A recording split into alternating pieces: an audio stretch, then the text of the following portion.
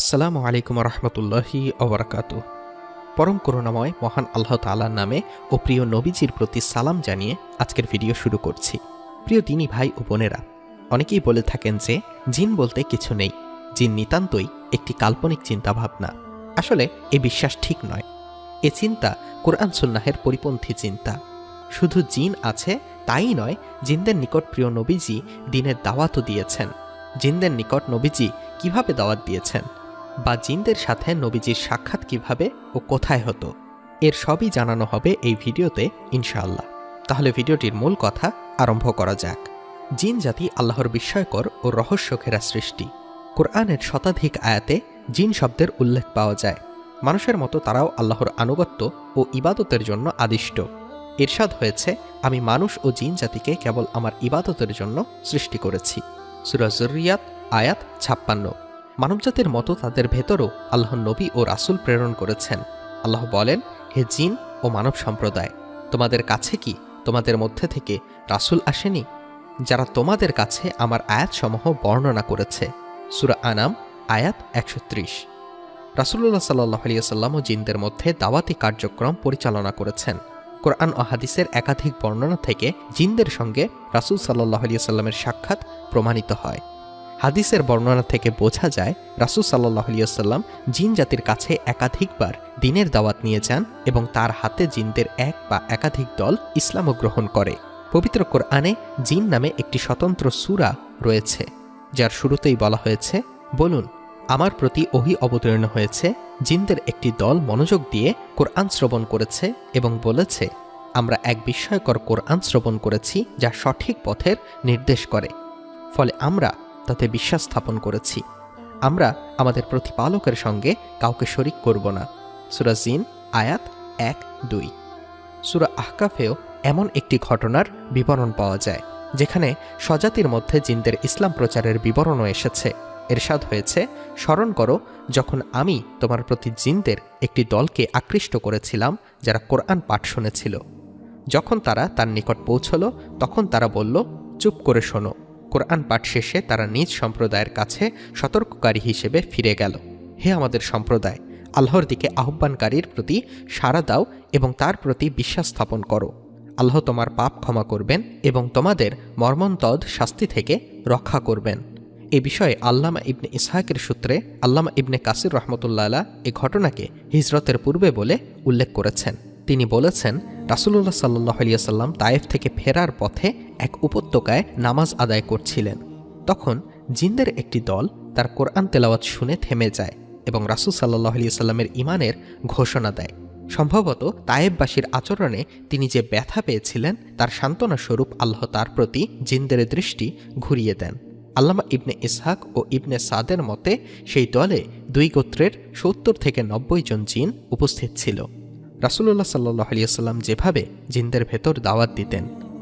Doctor Khaled বিন উসমান আস-সাবত বলেন, রাসূলুল্লাহ সাল্লাল্লাহু আলাইহি ওয়াসাল্লামের সঙ্গে জিনদের 6টি পৃথক সাক্ষাতের বর্ণনা পাওয়া যায়, যার মধ্যে 2 বার মক্কায়, 3 বার মদিনায় এবং 1 বার মদিনার বাইরে তাদের সঙ্গে সাক্ষাৎ হয়। কখনো তিনি একা ছিলেন, আবার কখনো তার সঙ্গে সাহাবীদের কেউ উপস্থিত ছিলেন। রাসূলুল্লাহ সাল্লাল্লাহু আলাইহি ওয়াসাল্লাম কখনো কখনো নিজে তাদের কাছে দ্বীনের দাওয়াত নিয়ে যেতেন, আবার কখনো কখনো জিনরাও তার কাছে আসত। আব্দুল্লাহ ইবনে আব্বাস রাদিয়াল্লাহু তাআলা আনহু থেকে বর্ণিত এক দীর্ঘ হাদিসে বলা হয়েছে, মক্কায় অবস্থানকালে একবার রাসূলুল্লাহ সাল্লাল্লাহু আলাইহি ওয়াসাল্লাম বলেন, তোমাদের ভেতর কেউ যদি জিন বিষয়ে আগ্রহী হও তবে আমার অনুসরণ করো। ইবনে আব্বাস রাদিয়াল্লাহু তাআলা আনহু বলেন, আমি ছাড়া আর কেউ অগ্রসর হলো না। তিনি বলেন, আমরা চলতে চলতে মক্কার একটি উঁচু স্থানে পৌঁছলাম। রাসূলুল্লাহ সাল্লাল্লাহু আলাইহি ওয়াসাল্লাম পা দিয়ে একটি বৃত্ত এঁকে আমাকে তার ভেতর অবস্থান করার নির্দেশ দেন। তিনি এগিয়ে গেলেন এবং দাঁড়িয়ে কোরআন খুললেন। এমন সময় অন্ধকারে চারদিক ছেয়ে গেল। রাসূল সাল্লাল্লাহু আলাইহি ওয়াসাল্লাম আমার আড়াল হয়ে গেলেন। আমি তার আওয়াজ শুনতে পেলাম।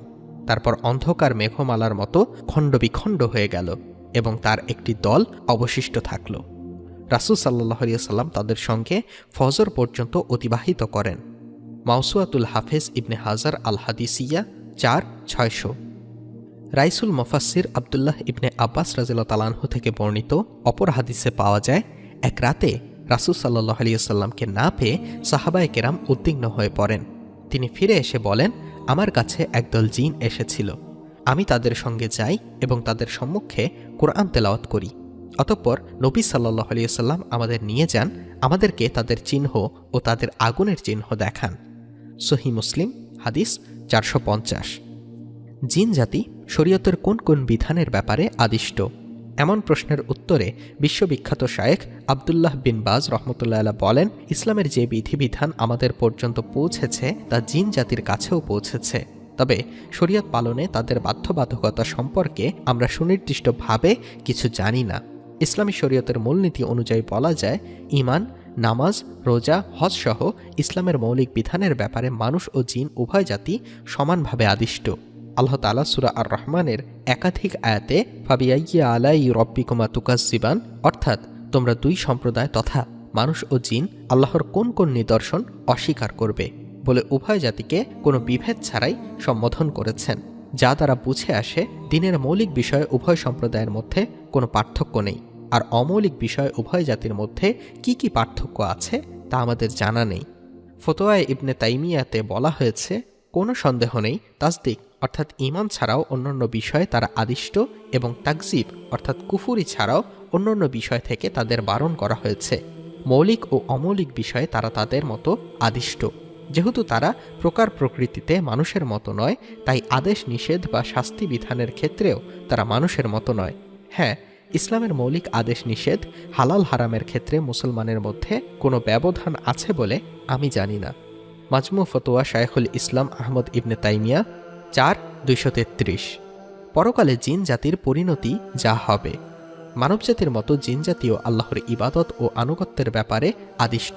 সুতরাং পরকালে তাদের কৃতকর্মের জন্য জবাবদিহি করতে হবে এবং অবাধ্যতার জন্য শাস্তির মুখোমুখি হতে হবে। এ ব্যাপারে প্রাজ্ঞ ইসলামী ব্যক্তিত্বরা একমত। পবিত্র কোরআনের একাধিক স্থানে বলা হয়েছে, অবিশ্বাসী ও অবাধ্য জিনরা মানুষের মতো শাস্তি ভোগ করবে। ইরশাদ হয়েছে, আমি অবশ্যই জিন ও মানুষ উভয়ের মাধ্যমে জাহান্নামকে পূর্ণ করব। সূরা হুদ আয়াত 119। অন্য আয়াতে ইরশাদ হয়েছে, আমি বহু জিন ও মানুষকে জাহান্নামের জন্য সৃষ্টি করেছি। সূরা আরাফ আয়াত 179। তবে জিনদের মধ্যে যারা আল্লাহর অনুগত তারা জান্নাতে প্রবেশ করবে কিনা সে ব্যাপারে মতভিন্নতা রয়েছে। কেউ কেউ বলেছেন, জাহান্নাম থেকে মুক্তি জিনদের জন্য পুরস্কার, তারা জান্নাতে প্রবেশ করবে না। আল্লামা সুউতি রহমতুল্লাহ আলাইহি বলেন, অবিশ্বাসী জিনরা জাহান্নামে যাবে, এ ব্যাপারে কোনো দ্বিমত নেই। তবে মুমিন জিনরা আনুগত্যের প্রতিদান স্বরূপ জান্নাতে প্রবেশ করবে কিনা সে ব্যাপারে মতভিন্নতা রয়েছে। বেশিরভাগের মতে তারা জান্নাতে যাবে এবং এটাই উত্তম মত। এই মতের পক্ষে কোরআনের একটি আয়াত থেকেও ইঙ্গিত পাওয়া যায়। আল্লাহ বলেন, যে তার প্রতিপালকের সামনে উপস্থিত হওয়াকে ভয় পায়, যার জন্য রয়েছে দুটি জান্নাত। সুতরাং তোমরা উভয় সম্প্রদায় অর্থাৎ মানুষ ও জিন আল্লাহর কোন অনুগ্রহকে অস্বীকার করবে? সূরা আর রহমান আয়াত 46-47। মোট কথা, ভালো কাজ করলে জান্নাত আর আল্লাহ তাআলার হুকুম না মানলে জাহান্নাম পাবে। এটাই আল্লাহ তাআলার বিধান, সেটা মানুষের ক্ষেত্রে হোক কিংবা জিনদের ক্ষেত্রে হোক। আল্লাহ তাআলা আমাদের সবাইকে তার হুকুম মেনে জীবন পরিচালনা করার তৌফিক দান করুন, আমিন। সুপ্রিয় দিনী ভাই ও বোনেরা, আমাদের ভিডিওটি ভালো লাগলে একটি লাইক দিন আর যত পারা যায় শেয়ার করে এই অজানা বিষয় সকলকে জানার সুযোগ করে দিন। আমাদের চ্যানেলটি সাবস্ক্রাইব না করে থাকলে সাবস্ক্রাইব করে বেল বাটনটি চেপে রাখুন। আল্লাহ হাফেজ।